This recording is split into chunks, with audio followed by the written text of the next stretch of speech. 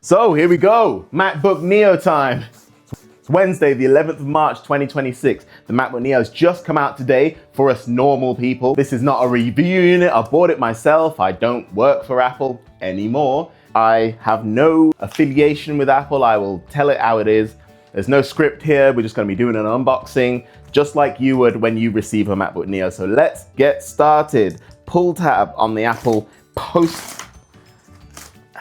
Lovely. Let's just admire the packaging that it came in. Whoa, okay. Straight in then. I've gone for the silver MacBook Neo. Beautiful box. Let's get a little bit closer here. MacBook Neo. There's your branding. You see I've gone for the 8GB memory because I have no other choice. 512GB model that has Touch ID in it. So let's get that open. Again, another lovely pull tab to get started. So let's peel there. Let's get inside. Beautiful box, by the way. Very simple. Here's the MacBook Neo itself. The lovely little pull tab to bring it out. So inside of the box, it's very light. You might think something's missing, but if you have a look on the actual page for the MacBook Neo, you'll know that there's no power adapter included. That's a bit of a bummer.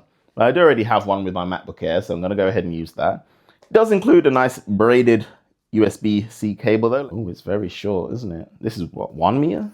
Oh, okay, it's 1.5 meters. Not too bad, but that's it. Nothing else in the box. Oh, okay, we got the little documentation. Does it include Apple stickers? Oh no, the age of Apple stickers is over, I'm afraid. There are no Apple stickers in here. Oh well. Get what you pay for. M3 iPad Air, MacBook Neo. Significantly heavier, but that's to be expected. It is a full laptop. So, that's cute. It says little hello on there. So let's peel the plastic off.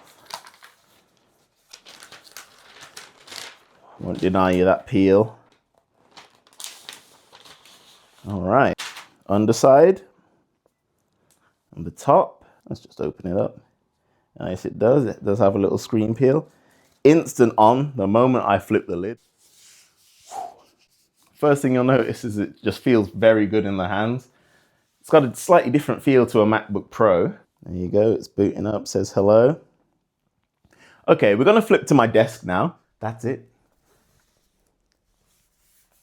I can't quite convey how nice it feels in your hands. It's light enough that you're gonna be able to throw it in your bag and not really notice it. No bigger than a piece of A4 paper. I've gone for the silver and white one because it matches my silver and white Magic Keyboard down to the keys. You can see why I picked this. Also matches my iPhone 17 Pro. This is on the path to being 2026's best Christmas present. There's very few people who aren't gonna be happy opening this up on Christmas Day. Let's look at the brightness. If we put it all the way up, the screen's very reflective, bear that in mind. And reportedly a battery of 16 hours. There's a lot going for this. Everybody knows the drawbacks. Limited port functionality, no MagSafe. Yeah, let's have a look at the sound actually. You know what I'm typing in? Royalty-free background music.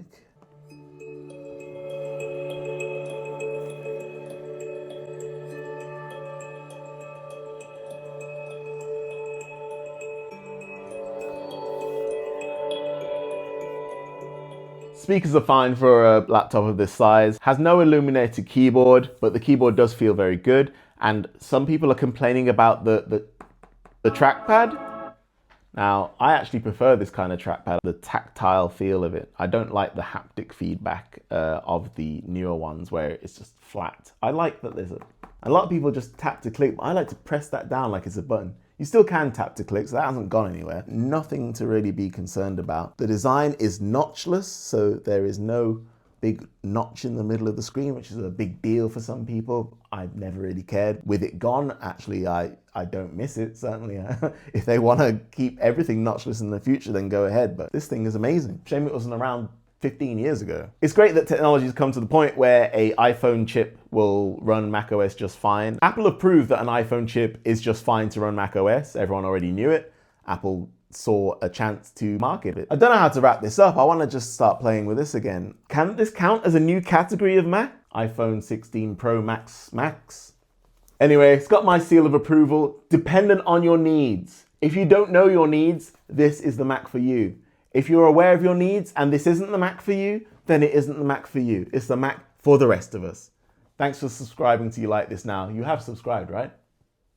Let us know what you think about the MacBook Neo as well. Are you getting one? Is there a reason you wouldn't get one? Hope you've enjoyed my video. If you've got any comments or questions about the MacBook Neo, feel free to leave them in the comments below and I'll do my best to answer them. More videos are coming. Give the video a like and don't forget to turn on that notification bell to get more. See you on the next video.